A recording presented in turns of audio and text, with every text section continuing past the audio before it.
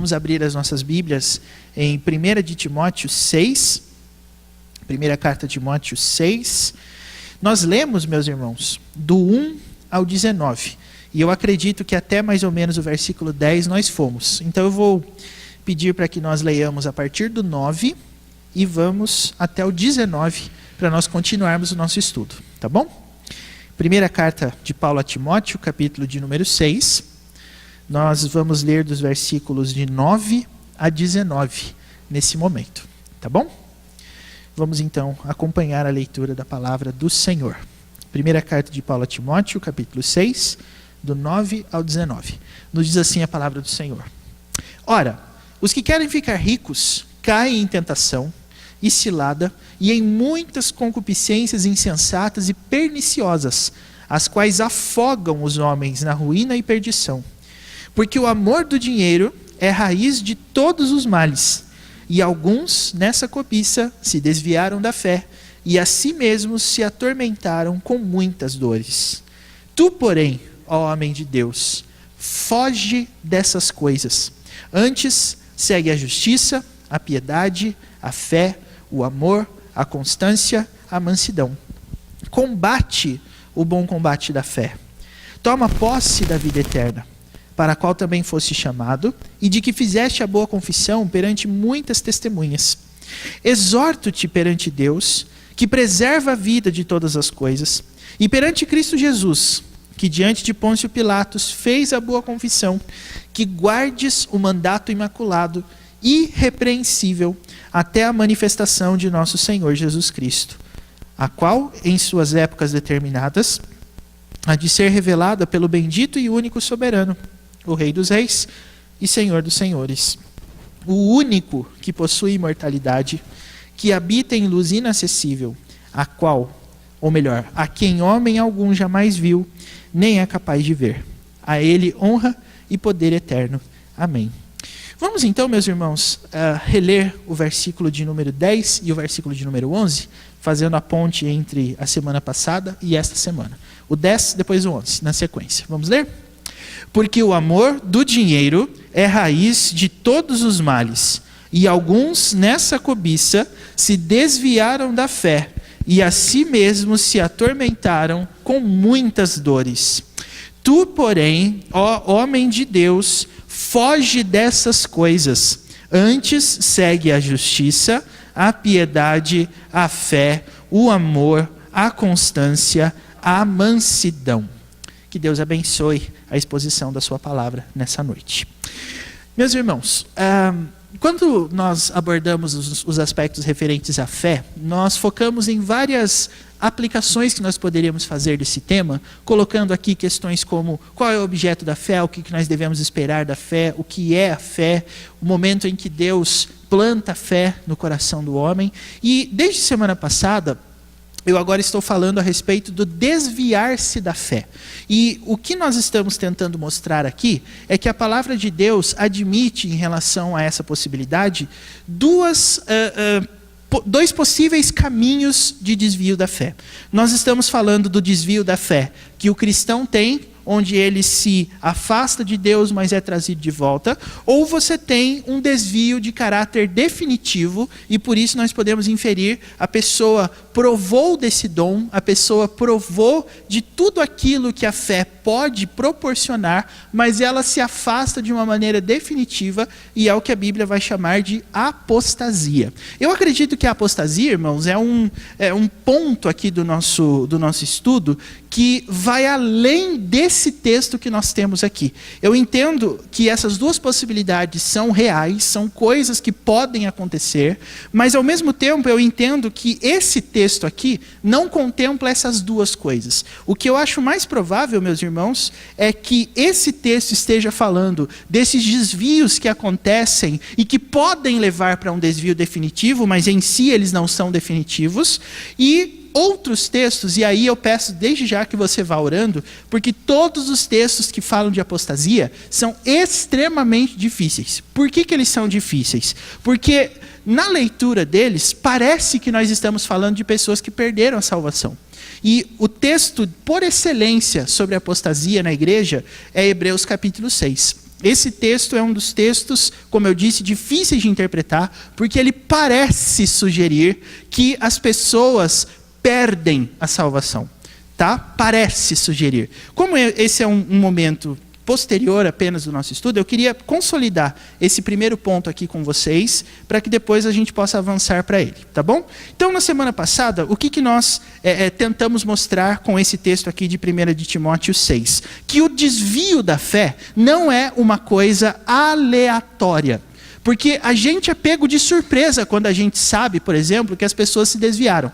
Nós estamos em 1 de Timóteo 6, né?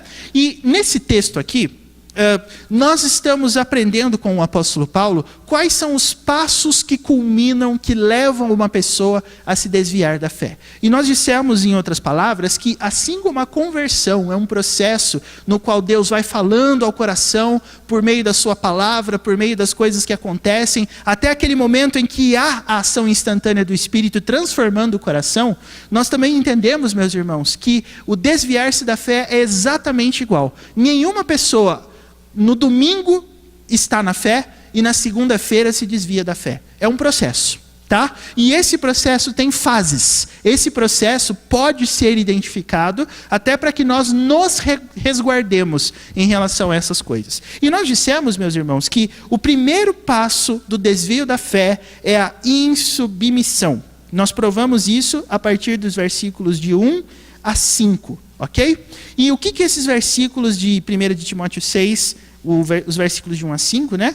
O que eles dizem sobre isso? Bom, os versículos 1 e 2 falam a respeito do processo que nós temos que ter de submissão àqueles a quem nós trabalhamos. O apóstolo Paulo vai falar aqui sobre ser submisso a um senhor crente, a um chefe crente, a um patrão crente, e a ser submisso a um patrão descrente. Nós temos que ser submissos? Temos. São os pontos que o apóstolo Paulo está defendendo no versículo 1 e no versículo 2. Inclusive, irmãos, vejam, nós temos que ter várias preocupações, independente do Senhor a quem nós estamos servindo nesse ponto. Veja o que diz o versículo 1, por exemplo. Todos os servos, veja que aqui, e é interessante como Paulo se expressa em momentos assim, porque Paulo usa termos que não dão margem à dúvida. Quando você ouve, por exemplo, todos os servos, o que você pensa? Ué, se é todos, então é para quem trabalha para um patrão crente, é quem trabalha para patrão descrente, é quem desempenha serviço para quem quer que seja. Todo mundo, tá certo? Vale para todo mundo. E veja, o apóstolo Paulo diz, todos os servos que estão debaixo de jugo, considerem o quê? Dignos de honra o próprio Senhor. Por quê? Olha a explicação que ele dá. Para que o nome de Deus e a doutrina, perceba que aqui não é só uma questão de honra a Deus, no sentido de amor específico a Deus, mas o apóstolo Paulo trata a honra aos superiores como um ponto doutrinário, ou seja, o cristão é uma pessoa submissa por natureza. Nós estamos inseridos, meus irmãos, numa estrutura que tem líderes, que tem pastores, que tem presbíteros, que tinha apóstolos, que tinha profetas, mas agora tem pastores, agora tem aqueles que presidem no Senhor, como Paulo vai falar para os Tessalonicenses. Tudo isso por quê? Porque Deus precisa da nossa submissão. E aqui nós dissemos e pontuamos muito bem, não existe submissão a líder terreno sem submissão a Deus. E também não existe submissão a Deus sem estar submisso a um líder terreno, seja ele na igreja, esteja ele lá no lugar onde você trabalha. Não existe maneira de você conceber a doutrina cristã sem esse elemento da submissão. Por que isso é importante de ser dito? Porque nós vivemos num tempo que estimula você a pensar como você quiser e força a sociedade a te aceitar como você é.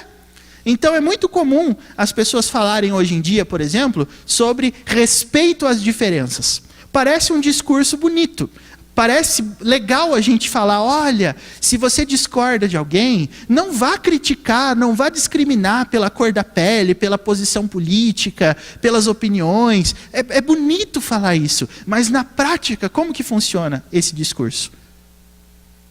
Como que funciona isso? Quando a gente fala de respeito às diferenças nesse contexto, nós vamos nos deparar com uma situação onde o seu chefe lá no seu trabalho, ou O seu próprio líder da igreja vai ter que chegar para você e vai ter que te dar um puxãozinho de orelha. Ele está amando você quando ele faz isso? Quando você que é mãe, quando você que é pai, precisa ter uma conversa séria, e quando eu digo séria, eu digo cinta, eu digo chinelo, ou qualquer coisa que tiver à mão para disciplinar, quando esse tipo de coisa tem que acontecer, isso é falta de amor? Vocês que são pais aí, por favor, me respondam. Hein? Não? Não é uma coisa gostosa. Né? Porque não tem nenhum sádico aqui que se alegre, né? Quando vai lá e bater nos filhos e disciplinar os filhos. Eu tenho certeza que ninguém faz isso achando gostoso, da mesma forma que a gente acha muito gostoso quando a gente está comendo uma comida gostosa. Não é a mesma sensação, mas é uma coisa necessária, porque segundo a Bíblia, a disciplina afasta a criança do caminho da iniquidade, é o que diz lá o livro de Provérbios, né? Então precisa acontecer. Agora, na prática, como que as pessoas enxergam isso? Que respeito às diferenças significa basicamente o seguinte: eu vivo do jeito que eu quero, você vive do jeito que você quer, e cada um segue a sua própria vida, sem ninguém interferir na vida do outro. E quando você chega e fala, você está errado, o que você está fazendo? Você está sendo preconceituoso, você está sendo... você está estimulando o ódio, você está estimulando a divisão. Respeito. As pessoas têm falado muito em respeito, mas esse respeito o que é? É quase como uma carta branca para você fazer o que você quiser e ninguém tem nada a ver com a sua vida. Meus irmãos, a Bíblia não concorda com isso. É por isso que o apóstolo Paulo coloca essa questão de submissão e de honra, mais do que isso, de honra ao próprio Senhor, porque não é só a questão do nome de Deus. Mas o apóstolo Paulo é bem claro aqui, para que o nome de Deus é a doutrina, quer dizer, isso faz parte da maneira de ser cristão.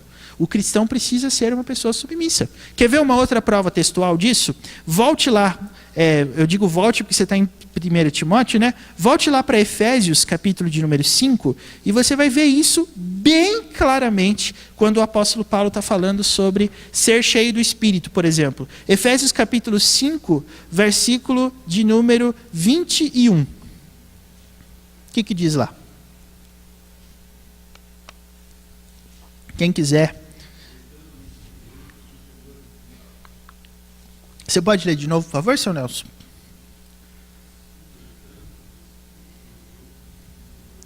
Aí você fala, pastor, mas isso aí é só um versículo. Esse versículo parece que ele está meio esquisito. Não, leia o 18. E não vos embriagueis com vinho, no qual há dissolução, mas enchei-vos do Espírito. E aí você tem 3 verbos no gerúndio do português, mas no particípio do grego, nos versículos 19, 20 e 21, mostrando o que é ser cheio do Espírito, não é? Aí você tem, no 19, falando entre vós com salmos, no versículo 20, dando sempre graças por tudo a nosso Deus e Pai, e no 21, o que você tem? Sujeitando-vos uns aos outros no temor de Cristo. Então, o que é sujeição? O que é se sujeitar? Você sabe o que é isso? É literalmente se colocar abaixo.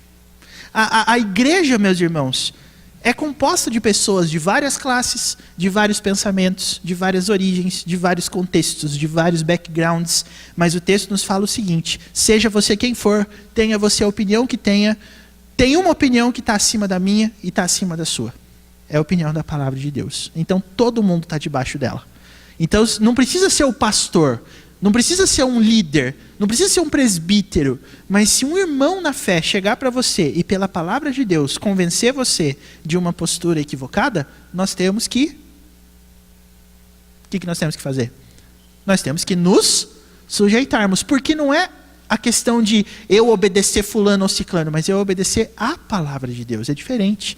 Isso é doutrina, irmãos. E eu gosto muito dessa palavra, doutrina, porque isso está inseparável da nossa conduta e da nossa regra de fé e prática. Quer ser um cristão? Tem que ser submisso. Ponto e acabou. Não tem essa história de você trilhar o seu próprio caminho e fazer o que você acha. Agora, isso, o apóstolo Paulo diz, é algo que envolve a vida do cristão no caso do senhor descrente. Agora, Paulo faz uma recomendação aqui para Timóteo no caso de senhores crentes. E qual é a recomendação que ele faz a senhores crentes?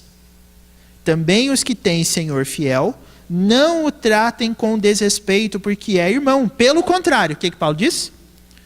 Trabalhe ainda mais. Quer dizer, é cristão?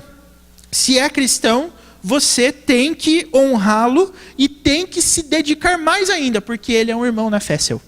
Então, não tem essa de só porque é irmão a gente pode, ser íntimo. Não, estou indo ali, já volto, não sei o quê, e se comportar de maneira totalmente irresponsável para com o serviço que você presta. Não existe isso. Por quê? Porque o cristão é submisso. E a gente, meus irmãos, é assim. Se nós conhecemos o patrão, se nós somos amigos do patrão, ou principalmente se o patrão é um irmão na fé como a gente, lá da igreja, a gente acha que isso também significa que, ele não vai ficar bravo comigo, imagina. Ele não vai me repreender, ele não vai ter coragem de falar nada, nós somos irmãos, trabalhamos juntos e tal. E aí é caminho para que você acabe tendo muitas dificuldades em relação a isso. Tem muitos casos, meus irmãos, não é o nosso caso aqui, mas tem muitos casos de igrejas, por exemplo, que eu conheço, porque são experiências que o pessoal comenta, em que os pastores falam assim, se eu estou precisando de por exemplo, uma secretária, de uma faxineira, de algum tipo de profissional, eu não vou contratar irmão da igreja. Mas por que não? Porque o irmão da igreja, só porque ele é irmão da igreja, acha que não tem que cumprir horário, acha que pode sair a hora que ele quiser, pode faltar a hora que quiser, e não pode ter desconto no salário, porque senão ele vai brigar. Por que estão lá descontando o meu salário? Tem muita igreja que passa por isso. Nós não passamos atualmente, Mas o que se tira dessa questão? A gente acha que quando o relacionamento é um relacionamento bom, a gente é livre para fazer do jeito que a gente quer, como se o patrão não fosse ninguém, como se ele não mandasse na gente. Isso é uma coisa, irmãos, que não tem sentido biblicamente falando.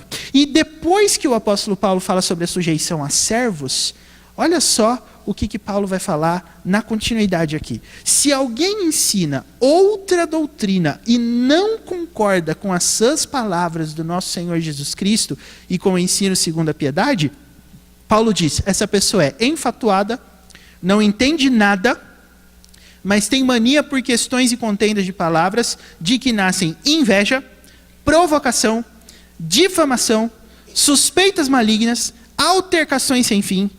E aí ele vai falar, por homens cuja mente é pervertida e privados da verdade. Ou seja, se nós estamos torcendo a nossa visão para excluir o aspecto de submissão, nossa mente não está comprometida com a verdade.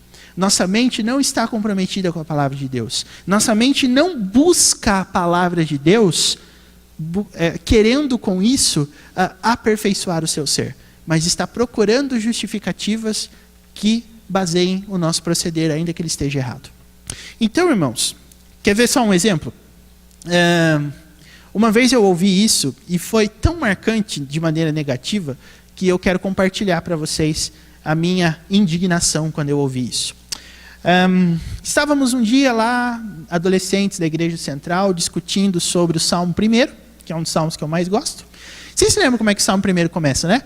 Bem-aventurado o homem que não anda no conselho dos ímpios, não se detém no caminho dos pecadores, nem se assenta na roda dos escarnecedores. Aí a gente estava perguntando, o que isso quer dizer? O que é não sentar no caminho dos ímpios? O que é isso? Aí alguém levantou e falou assim, então eu acho que isso significa que a gente não pode participar de nada que seja organizado por ímpios e que tenha o objetivo de promover os prazeres da carne. Aí eu pensei, era seminarista na época? Perfeito. Resposta ótima. Acabou o estudo, uma menina da igreja falou assim, me chamou no cantinho, não era eu que estava dando estudo, ela me chamou no cantinho e falou assim, viu, João, só para dar um toque para você, eu não concordo com isso aí que foi falado lá, não. Falei, por que não? Ele falou assim, não, porque pensa, como é que eu vou evangelizar se eu não for na boate evangelizar os descrentes? Irmãos, acreditem ou não, mas esse tipo de coisa é argumento na visão de algumas pessoas. Mas Jesus não estava lá no meio dos pecadores? É outro argumento. Jesus não comia com pecadores?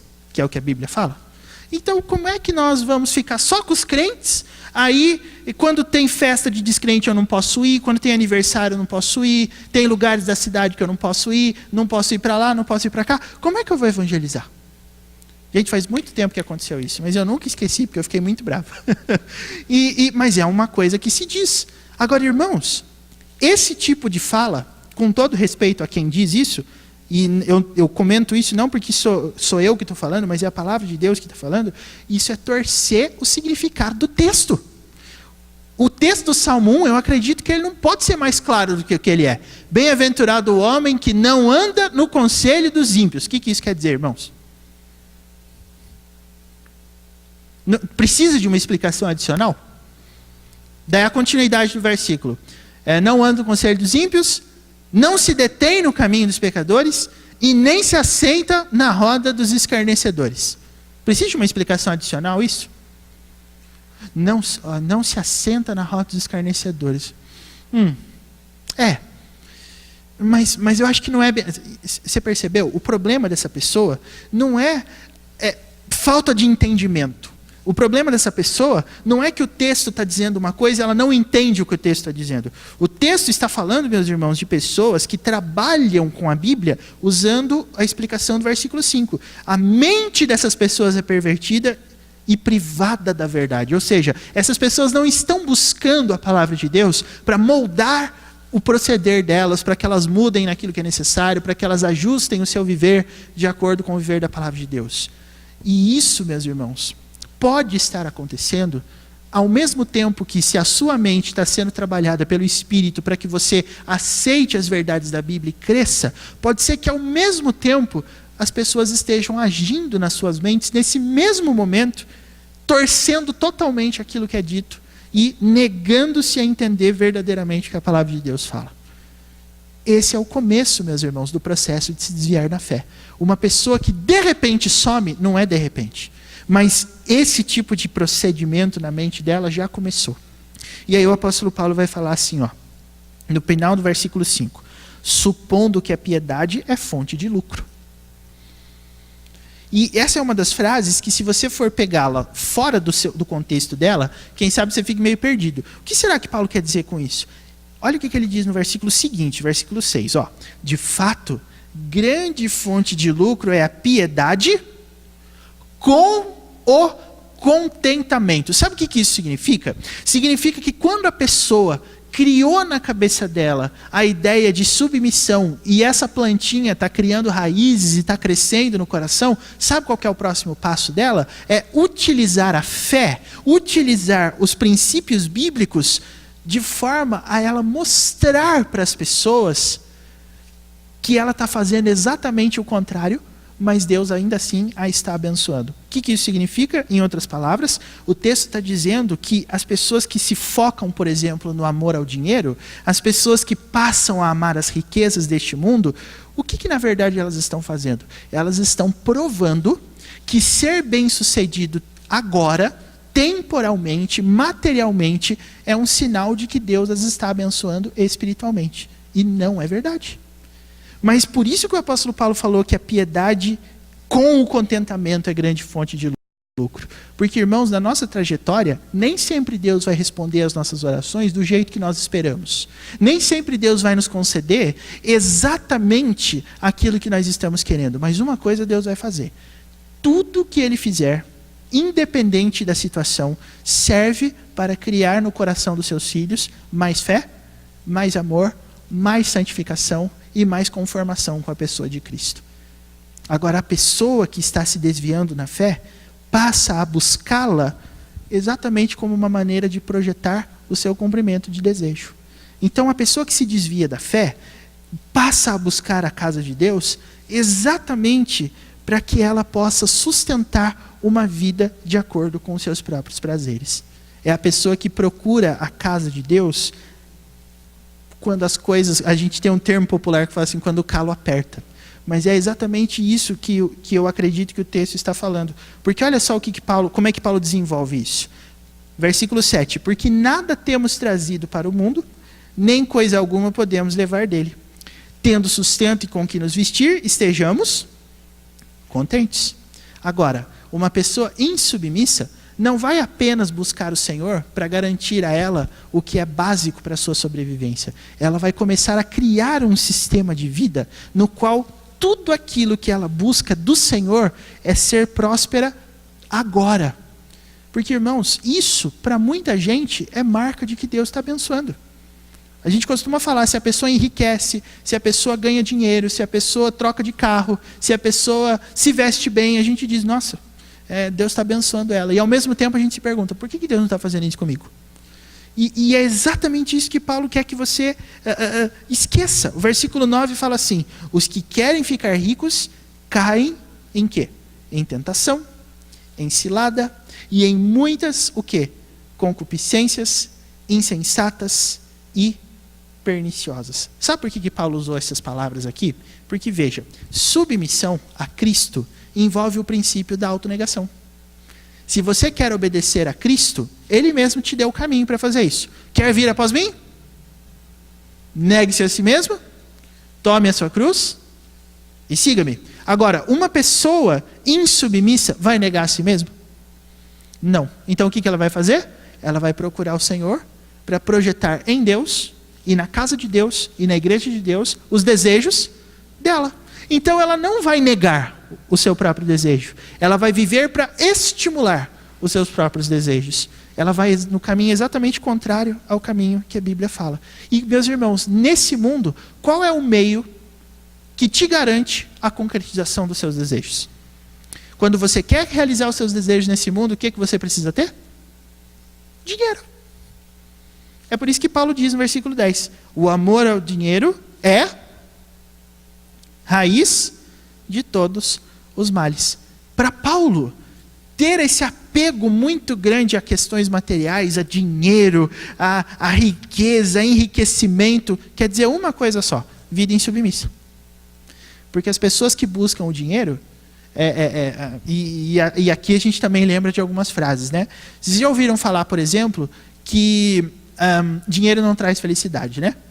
Hoje em dia eu conheço palestrantes que eles falam assim: dinheiro não traz felicidade, mas ele manda buscar. Ou então, dinheiro não traz felicidade, mas como é que você sabe se você nunca teve? As pessoas estão falando isso. E aí, irmãos, sabe onde que isso vai parar? Isso vai parar exatamente no mesmo lugar onde você, a partir da sua busca no dinheiro, vai fazer com que o dinheiro te garanta tudo aquilo que por não tê-lo, você não pode. E aí você pede para Deus. E quando você se sente autossuficiente, você jogou para o espaço a soberania de Deus, você jogou para o espaço a dependência de Deus, você jogou para o espaço todo tipo de coisa que te leva para perto do Senhor. Você tem dinheiro? Você tem tudo que você quer? Logo, de quem é que você passa a não mais precisar? De Deus. Por isso, meus irmãos, que Jesus disse assim: é mais fácil um camelo passar lá no buraquinho da agulha do que um rico entrar no reino de Deus. E sabe, essa resposta deixou os discípulos muito, muito chateados. Eles perguntaram para Jesus assim: mas então, mestre, quem pode ser salvo? O que é que Jesus respondeu para eles? O impossível para os homens é possível para Deus. Então, quando Jesus falou isso, o impossível para os homens é possível para Deus, ele estava falando sobre o quê? Salvação. E por que a salvação é impossível? Porque, irmãos, se nós acharmos uma maneira de realizarmos os nossos sonhos terrenos, ainda que isso não seja o Senhor e a sua palavra, é lá que a gente vai. O ser humano é assim. A gente precisa de Deus num sentido em que, Senhor, eu tenho alguém doente que eu não quero perder. Senhor, tem um emprego que eu queria muito ter. Senhor, eu tenho um sonho. Senhor, eu tenho um ideal. Senhor, eu tenho um objetivo. Mas quando você passa a achar um outro meio de realizar esses sonhos e esses ideais, o que aconteceu com o Senhor? Zero. Quer ver como essa tendência se reflete no trabalho da igreja? Se você fosse nomear algum lugar aqui de Itapeva para você fazer evangelismo, talvez você falaria dos bairros mais pobres, que são infestados pelas drogas, que tem algum tipo de problema moral, criminalidade, famílias desfeitas. E automaticamente, irmão, sabe o que a gente pensa? A gente pensa que isso só acontece nos lugares pobres. A gente acha que lá, por exemplo, no Jardim Ferrari, não tem isso. Não tem família desfeita, não tem problema com droga, não tem... Por quê? Porque você já viu a casa das pessoas lá? Pessoa que tem 3, 4 carros na garagem vai ter problema igual esse?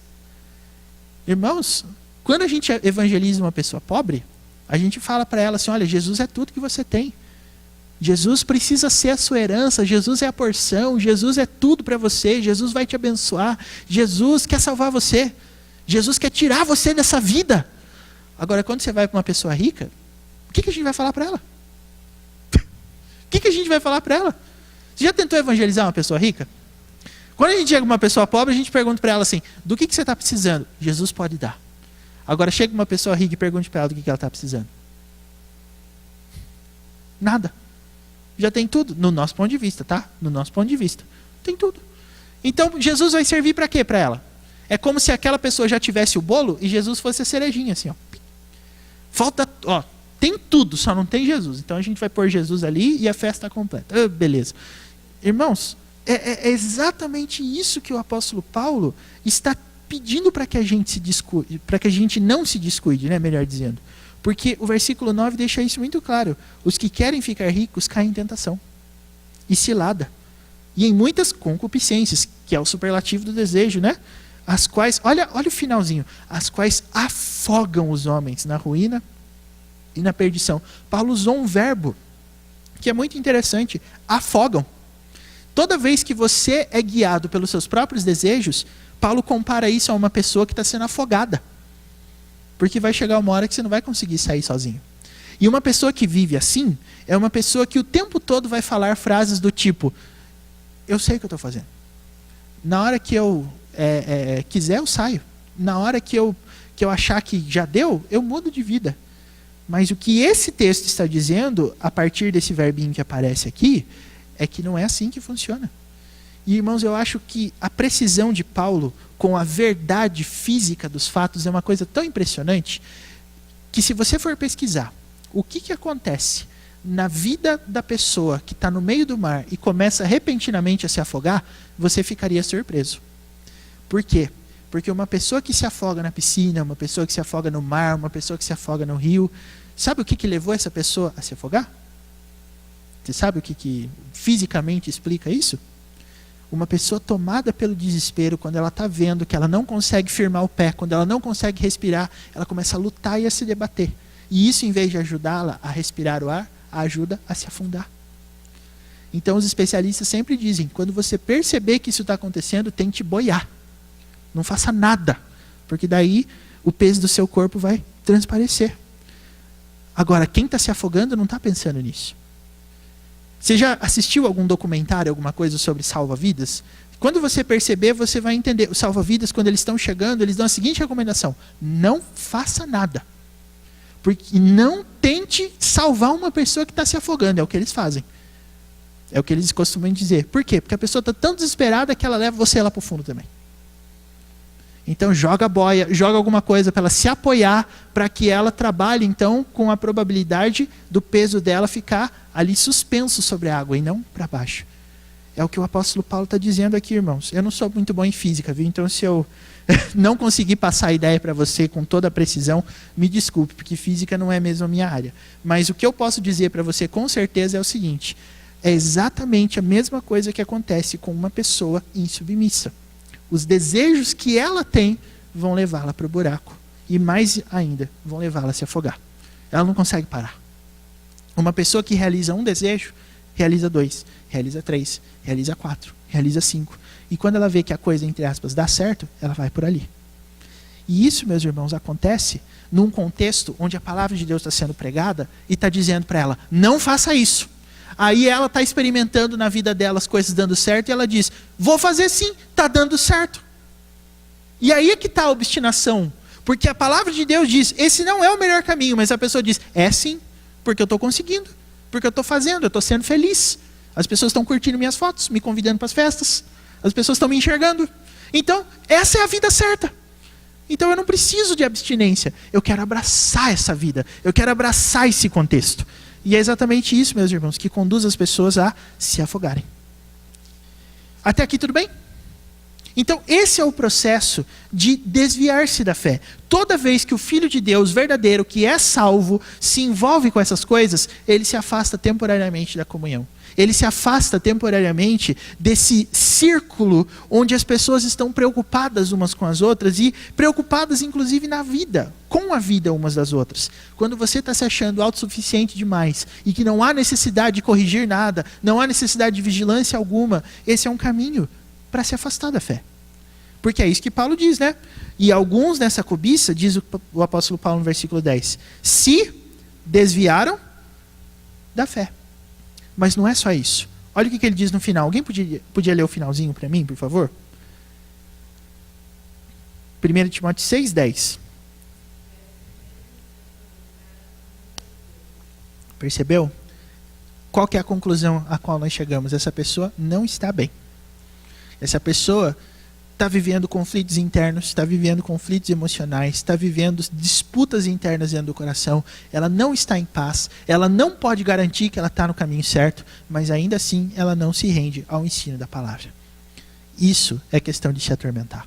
Então é isso que o apóstolo Paulo está dizendo. E qual é o conselho dele, meus irmãos, para os crentes em relação a isso? Versículo 11. Veja que isso também, eu acredito, não tem nenhum tipo de dificuldade de ser entendido. Tu, porém, ó homem de Deus, o que Paulo diz? Foge. Foge dessas coisas. Foge de qualquer tipo de projeto de vida que foque o seu desejo. Foge do tipo de projeto de vida que ensina você a ser feliz de acordo com os seus critérios. Foge disso. Foge disso. Aliás, antes disso, diz o apóstolo Paulo no versículo 11, segue a justiça, a piedade, a fé, o amor, a constância, a mansidão. De todos esses aqui, meus irmãos, eu não sei se você... Aqui eu vou precisar que você use os seus conhecimentos de Bíblia para você entender o que o apóstolo Paulo está dizendo aqui. E dentre essas coisas citadas, justiça, piedade, fé, amor, constância e mansidão, dessas 6 coisas, quais delas são fruto do Espírito?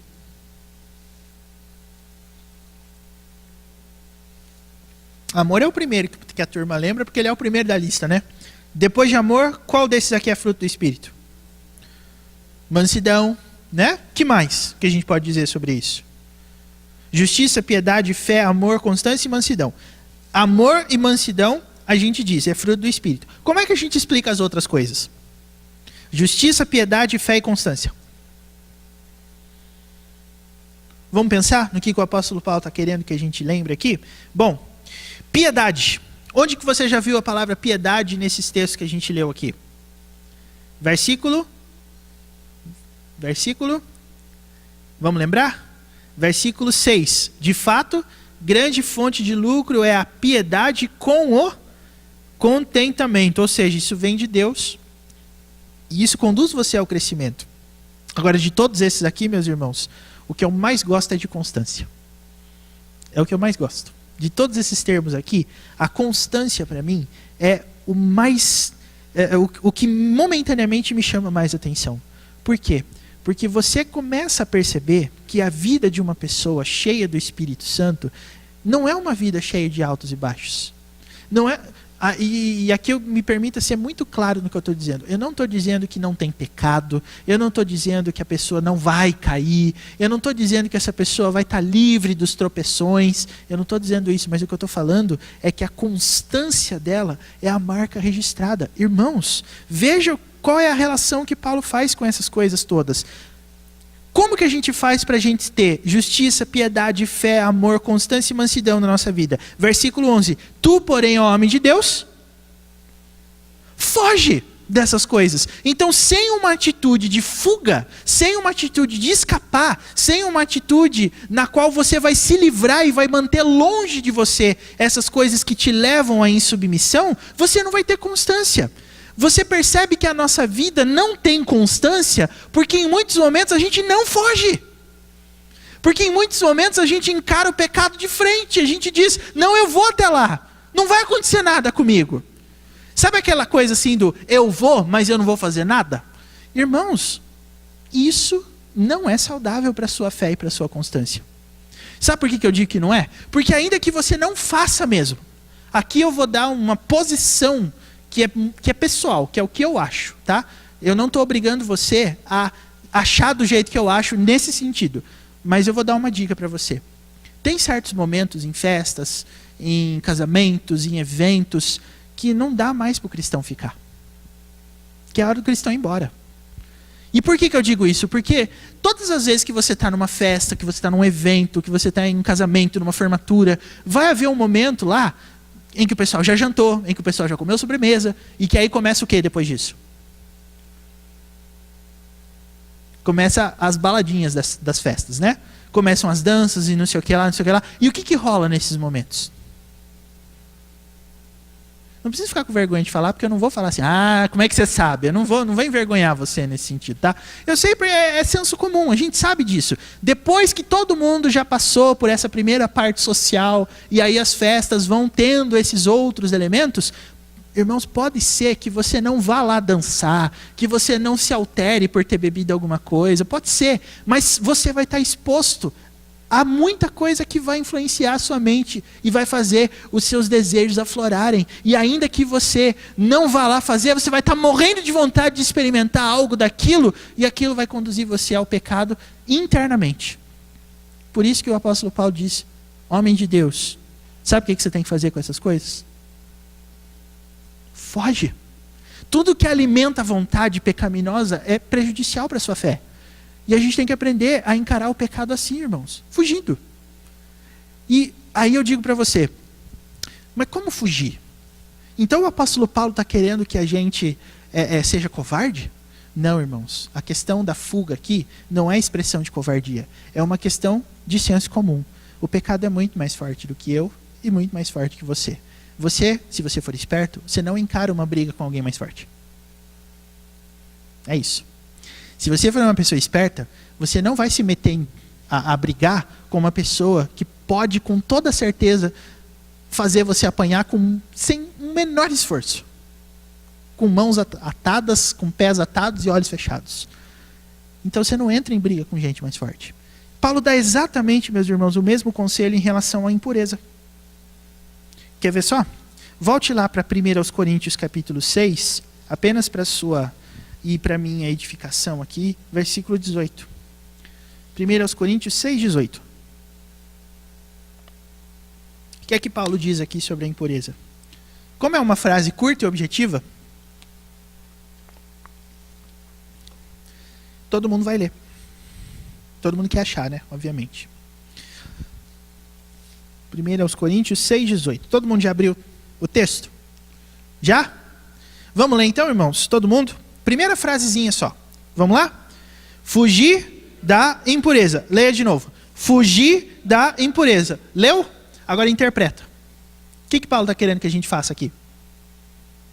Ué, o que está escrito? Fuja da impureza. E aqui, se você quiser uma explicação mais exegética, a palavra impureza aqui foi traduzida assim, mas o original grego dela é porneia. Você sabe o que é porneia? É todo tipo de pecado relacionado à pureza sexual. Tudo. É o leito sem mácula que o apóstolo João fala lá em Apocalipse, é sexo antes do casamento, é pensamentos lascivos, é todo tipo de coisa que fere a ordem normal das coisas do jeito que Deus criou. Isso é o que Paulo quer dizer com impureza aqui. Sabe qual é o conselho que Paulo dá nessas coisas? Qual que é o conselho que Paulo dá? Fuja. Não enfrente esse tipo de coisa, porque você não vai ganhar. Ela é mais forte do que você. E, irmãos, isso aqui é exatamente o que Paulo está orientando Timóteo a fazer. Fuja, homem de Deus, dessas coisas. Fuja, fuja, fuja. Não tenha medo. Mas aí, eu vou dar para você o efeito colateral. Se você seguir o meu conselho de ir embora das festas e tal, eu acho que você vai ser tido como o parente chato, que nunca fica nas coisas. Esse aí não adianta nem convidar, porque ele só come e vai embora. Não fica para a festa. É o que vão falar de você, provavelmente. E aí eu digo para você, como que o cristão deve reagir em momentos assim? Tudo aqui tem que ser muito prático, irmãos. Hã? Ó, de um lado você tem as pessoas que vão achar que você é chato. Do outro lado você tem o texto bíblico que fala, tu, porém, homem de Deus, foge dessas coisas. Com qual das duas opções você vai ficar?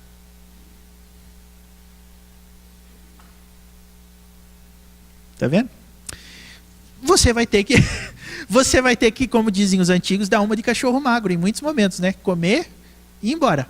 Mas, ao mesmo tempo, eu acho que isso você só vai fazer se você tiver muita certeza dos benefícios que isso vai gerar para a sua vida. E sabe qual é um dos grandes benefícios que você vai ganhar fazendo isso? Constância. Constância. É você dizer, Senhor, eu me alegro muito mais na tua palavra. E aí a gente vai lembrar do Salmo 84, né? Eu prefiro estar à porta da casa do meu Deus a permanecer nas tendas da perversidade. Tá vendo? E é isso, irmãos. Olha, eu confesso para vocês que durante muito tempo, sabe qual que era a minha desculpa para ser chato? Amanhã tem escola dominical. Eu não posso ficar até tarde, porque amanhã tem escola dominical. E é verdade, porque eu tenho que estar na escola dominical, né? E não é de agora isso, faz muito tempo já. Mas, irmãos, depois eu comecei a parar, comecei a pensar, comecei a estudar, comecei a ensinar, e eu comecei a pensar comigo mesmo em relação ao seguinte: eu acho que eu não estou sendo honesto. Eu preciso começar a ser mais honesto. Então eu não vou sair da festa mais dizendo que amanhã tem escola dominical e que por causa disso eu preciso ir embora, porque enquanto a gente usa esses lugares comuns assim, enquanto o final de semana é descanso para você, é trabalho para mim, é muita coisa que eu já falei. Hoje eu tenho muita paz no meu coração em dizer: por que eu faço essas coisas? Porque eu quero fugir da impureza. É isso. Eu acho que isso não vai fazer bem para minha vida. Quando você percebe que a coisa está caminhando para o lado errado, foge da impureza. É isso.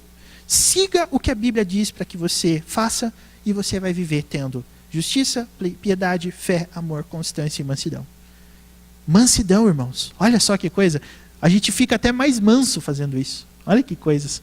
E aí o apóstolo Paulo vai dizer, ao mesmo tempo, uma coisa que parece errada. Porque no versículo 11 ele fala: foge dessas coisas. Aí no 12 ele fala: combate o bom combate da fé. Então, por um lado você tem que fugir, por outro lado você tem que combater. Peraí. Então o apóstolo Paulo vai ter que decidir o que ele quer fazer da vida. Ou vai fugir ou vai combater. Tem como combater sem fugir? Tem como combater fugindo, melhor dizendo? O que o apóstolo Paulo está querendo dizer com esse combate, o bom combate da fé aqui, meus irmãos? Vamos tentar entender? Se ele diz que é para fugir, e depois ele está falando que é para combater, então o que exatamente nós temos que combater?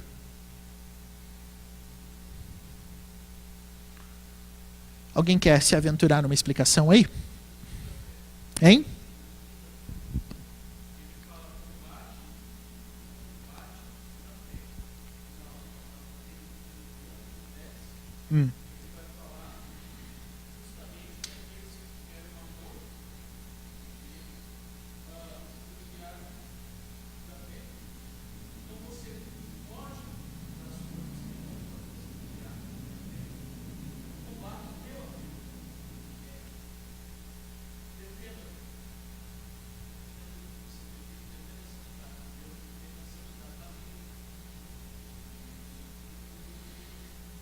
Eu acho que isso tem lógica. Você dizer que o combate da fé é um combate que você faz fugindo das coisas que de fato nos afastam da fé é uma possibilidade textual muito clara, e eu acho que o caminho é por aí mesmo. Mais alguma opinião que os irmãos, quem sabe, tenham para nos ajudar?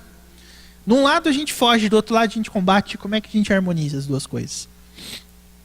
Você tem alguma ideia? Mais alguma, né?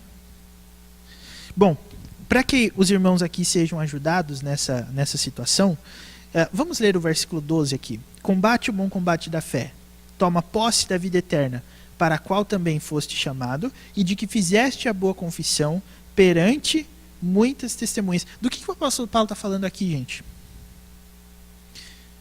Olha, tem muita gente que diz que profissão de fé, que dizem que é uma inovação presbiteriana, né? Que a Bíblia só fala de batismo, não fala de profissão de fé. Eu acredito que esse texto aqui mostra pra gente que não é bem assim, não. Porque se você de fato se você for perguntar para a Bíblia se a Bíblia obriga todo mundo a passar por uma classe de catecúmenos para poder ser batizado e professar a fé, de fato você não vai encontrar nada disso mesmo. Mas por que a gente faz mesmo assim? Porque, irmãos, observe como é que o apóstolo Paulo está tratando a fé. O apóstolo Paulo não está tratando a fé como uma posição pessoal simplesmente, mas ele está falando da fé como um compromisso firmado perante muitas testemunhas. Então a sua fé não é um problema só seu. O que o apóstolo Paulo está falando aqui é que a sua fé foi testemunhada por muita gente que viu você assumindo um compromisso diante dessa fé que você assumiu. Quando você vem aqui na frente e responde as perguntas, você crê no Pai, você se submete ao governo da igreja, você aceita a Bíblia como regra de fé, você não está simplesmente fazendo um ritual. Você não está simplesmente participando de um ato simbólico, mas você está fazendo um juramento perante Deus, com a igreja como testemunha. Ou seja, a mesma igreja que está sendo testemunha da sua fé, tem obrigação de manter você dentro do caminho que você jurou que ia trilhar. É isso que o apóstolo Paulo está dizendo com combate, o bom combate da fé. Em outras palavras, a pessoa veio aqui e ela disse que ela tem fé, então agora nós vamos ter que colocar essa pessoa dentro do caminho da fé dela. E é exatamente isso, meus irmãos, que eu acho bonito na fé cristã. Porque às vezes a gente pensa assim, que quando a pessoa veio aqui, professou a fé, foi recebida como membro da igreja e passou por todos os processos regulares, aí ela fica na dela e ela que se cuide para ela... Não, nós somos chamados, meus irmãos, a ensinar essa pessoa que a fé é uma luta. A fé é um combate. E ela tem que ser combatida por todos nós. A sua fé não é um problema só seu, segundo a Bíblia. A sua fé é um problema de todo mundo que assistiu à sua profissão de fé. É por isso que nós precisamos estar atentos perante isso. É o que o apóstolo Paulo está dizendo para Timóteo. Ó, lembra disso. Combata. Faça que as pessoas honrem o compromisso delas. Então, eu já vi muita gente falando assim, por exemplo, que a profissão de fé é uma coisa para a qual se precisa estar preparado. E aí a gente fala assim, vamos fazer a profissão de fé? A pessoa fala, não sei se eu estou preparado. Irmãos, por um lado, eu acho que isso é muito bom, certo? Porque, de fato, é um compromisso sério. Mas, por outro lado, eu acho que tem um quê de sem vergonhismo nesse negócio. Vou explicar por quê. A pessoa, às vezes, que não quer fazer a profissão de fé dela imediatamente, o que levaria uma pessoa a não fazer uma profissão de fé? Eu não estou falando assim, todos os casos. Eu estou falando que, possivelmente, algumas pessoas não se sentem preparadas para professar a fé, porque pode ser que ela esteja fazendo exatamente o quê? O que o apóstolo Paulo está dizendo, que a gente tem que fugir. Pode ser que na vida dela, eu não estou falando que isso é de todos os casos, de todas as pessoas, tá? Não estou falando isso. O que eu estou falando é que muita gente se sente despreparado para a profissão de fé, porque sabe que a partir do momento em que você declarou diante da igreja e diante de Deus principalmente que você tem fé, você vai ter que começar a adotar atitudes de fuga. E você vai ter a companhia da igreja nisso, é verdade. Mas a ideia é, a pessoa ainda está com aquele apego circunstancial ao mundo que ela vive, à maneira que ela vive, e ela diz, eu estou tão feliz fazendo o que eu gosto, que eu preciso de um tempo ainda para ver se é isso mesmo que eu quero, se eu quero de fato parar com essas coisas. O apóstolo Paulo nos manda chamar a atenção das pessoas por causa disso. E inclusive, irmãos, é o que Paulo faz com o próprio Timóteo. No 13 em diante, Paulo vai falar assim, eu exorto-te, ou seja, ele está falando agora diretamente com Timóteo. Eu te exorto perante Deus, que preserva todas as coisas, e que perante Cristo Jesus, diante de Pôncio Pilatos, fez a boa confissão. E aqui Paulo está falando isso exatamente porque Cristo fez a mesma coisa, irmãos, perante Pôncio Pilatos. Se você lembrar lá da história da crucificação de Cristo, Pôncio Pilatos chegou a dizer para Cristo assim, olha, a sua vida está nas minhas mãos. Eu tenho autoridade sobre a sua vida. Tudo que você precisa é responder direito às coisas que eu faço, porque eu posso te livrar dessa cruz. Eu posso fazer com que você seja liberado. O que Cristo respondeu para Pilatos? Você só tem autoridade sobre a minha vida porque o Pai te deu. Ou seja, eu vou passar pela cruz, sim. Eu não vou fugir da cruz. Meus irmãos, é isso. O apóstolo Paulo está dizendo, olha, diante do mesmo Cristo Jesus que fez a boa confissão perante Pilatos, o que você tem que fazer? Versículo 14. Guardes o mandato imaculado, irrepreensível, até a manifestação de nosso Senhor Jesus Cristo. Está vendo? Então o apóstolo Paulo pega isso e diz, Timóteo, você tem que cuidar do seu. E ao mesmo tempo, você tem que cuidar daqueles que estão sob o seu pastoreio. Você tem que estar atento em relação à vida deles. E é exatamente nesse sentido, meus irmãos, que eu queria encerrar esse momento de estudo. Porque, como eu disse, o processo de desviar-se da fé é algo que começa com a insubmissão, depois vem para essa coisa de torcer os textos da Bíblia, e a pessoa não entende, e a pessoa não quer entender, e até que a pessoa abraça uma conduta de amor ao dinheiro, ou de qualquer outra coisa que facilite com que ela viva cumprindo os desejos dela. Se a pessoa está se achando muito livre para fazer o que ela acha que tem que fazer, sinal de que essa pessoa em breve pode cair. Então nós temos que ficar atentos. E é exatamente nesse sentido que eu chamo a sua atenção. Você conhece alguma pessoa que está vivendo esse estágio aqui? Você conhece alguma pessoa que está vivendo esse momento? O momento em que você, pela palavra de Deus, tem certeza. Isso aqui, eu sei onde vai dar. Eu sei o que essa pessoa está fazendo. Eu sei qual que é o fim dela. A gente precisa trabalhar com a possibilidade de exortá-los, meus irmãos. Principalmente se tratar de uma pessoa que fez profissão de fé. Tá bom? Aí Paulo vai terminar esse trecho aqui e ele chega nos versículos 17 até 19 dizendo o seguinte: se você é rico, porque o reino de Deus admite pessoas ricas, viu, irmãos? É difícil, mas um rico pode ser salvo, sim. Jesus não quis dizer e nunca quis dizer que é só o pobre que vai ser salvo, tá? O rico também vai ser salvo. Sabe o que o apóstolo Paulo termina falando para as pessoas que têm recursos? E aqui, obviamente, isso precisa ser entendido dentro do contexto. Paulo não está falando da riqueza como algo assim, como algo aleatório, mas ele está dizendo, diante dos perigos que o dinheiro pode causar, no sentido de tornar você uma pessoa orgulhosa e que facilita o caminho para o cumprimento dos seus desejos, diante desse quadro, versículo 17, eu exorto, e ele falando para Timóteo, para que ele também exorte, aos ricos do presente século, que façam o quê? Que não sejam orgulhosos. Se você tem como viver uma vida em que você pode cumprir os seus desejos, não seja orgulhoso, não seja soberbo, não ache que isso comanda a sua vida, nem depositem a sua esperança na instabilidade da riqueza. Eu acho brilhante Paulo falar isso. Paulo fala instabilidade da riqueza, porque ele fala que o homem de Deus, fugindo dessas coisas, vai ganhar o quê? Constância. Mas mais do que isso, o apóstolo Paulo fala assim, nem depositem a sua esperança na instabilidade da riqueza, mas em Deus, porque Ele nos proporciona ricamente para nosso aprazimento, ou seja, para o nosso contentamento. O contentamento, Paulo diz, é só Deus que dá.